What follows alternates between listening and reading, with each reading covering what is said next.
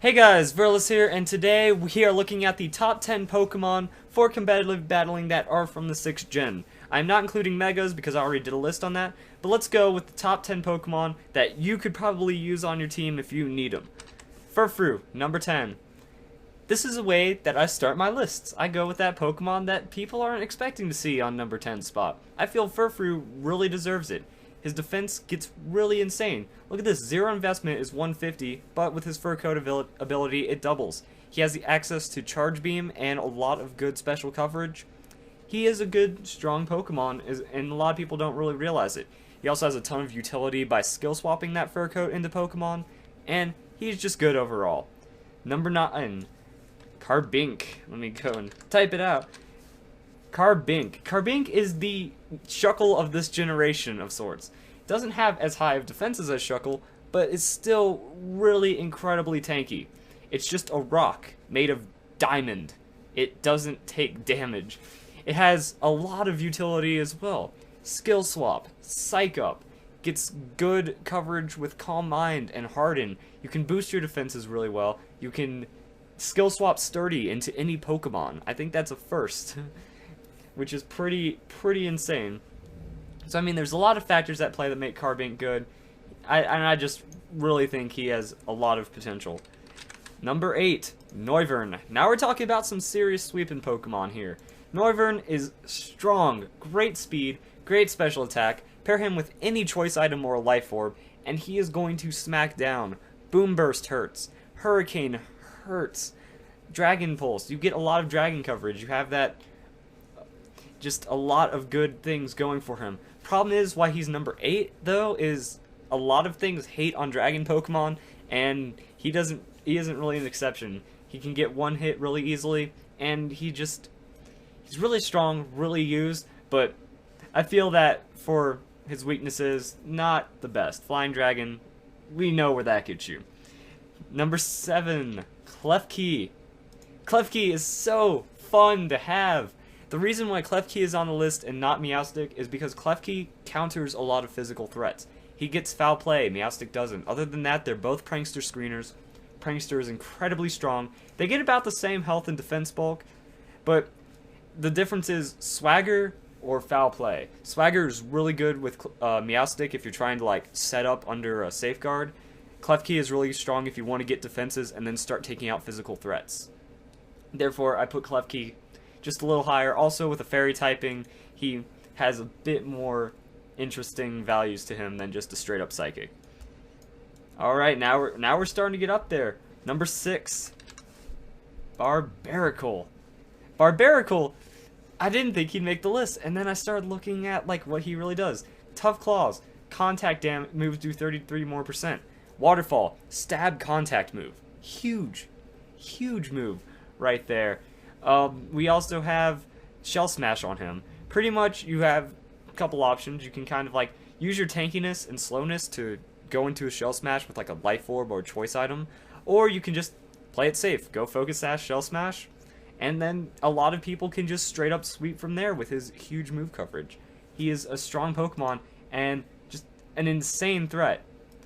Okay, now we're looking at number 5, Goodra.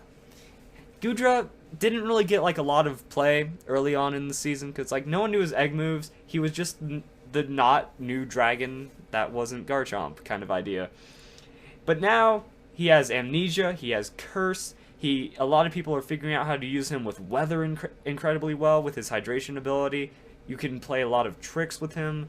I don't mean like trick the move, but I mean he has a lot of trickiness. You can Infestation, huge special attack hits once you bulk them up. He is a strong Pokemon and an incredible tank that can just really absorb a lot of damage and dish out some pain back. Number 4, this wouldn't be my list without Slurpuff. Slurpuff, you can play him in doubles to get incredible defense boosts. You can play him in singles as that Belly Drum set, since he has Belly Drum as an egg move and some incredible tankiness that just like he can Belly Drum and survive a hit.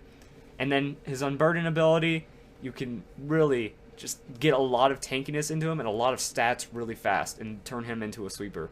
Unsuspecting, and has won me and many people a lot of games. Number 3, Greninja. Even though I don't think Greninja is one of the strongest Pokemon, he is still getting a ton of use, and a lot of people are making it work for him. That Protean ability is like a free stab move and a free just switch around. You can make yourself dark, you can make yourself water, you can make yourself ground. I've actually seen a Spike Greninja used in a Sandstorm team to boost that special defense, and it worked really well. You can just give him a lot of shenanigans, and it works. He also gets access to Taunt, tons of special coverage. He hits hard, and he's really fast. Good Pokemon. Just a straight-up sweeper that can devastate teams. Number 2, Talonflame. While being weak to rock, 4 times effective. He has Gale Wings. Gale Wings, too good. You now have priority flying type moves, which means all you really need is 1 Swords Dance, and you're good to go. That's kind of how I break it down. After you do Swords Dance, you can sweep into Acrobatics if you're using a Focus Sash. You can sweep into Brave Bird, even though you might knock yourself out really fast. You get Priority Roost. Like, he has not the best attack, but by having a priority move, you can take out threats that would normally be a problem for you. And he's just really, really strong. Yeah, that's about it. Like, what are you going to do? You can't stop a priority Tailwind, sets up the rest of your team to sweep. You can't stop a priority Brave Bird, which has a really strong KO potential. And if you're doing Acrobatics with Focus Sash, it's just devastating. Now, number 1. The strongest Pokemon, in my opinion, for the new generation. Aegislash. God. Oh, Aegislash is so strong. He is either like the weakest Pokemon on your team or the strongest Pokemon on your team. He is an incredibly tanky Pokemon. I mean, those are your base defenses that you pretty much always have unless you're playing really bad.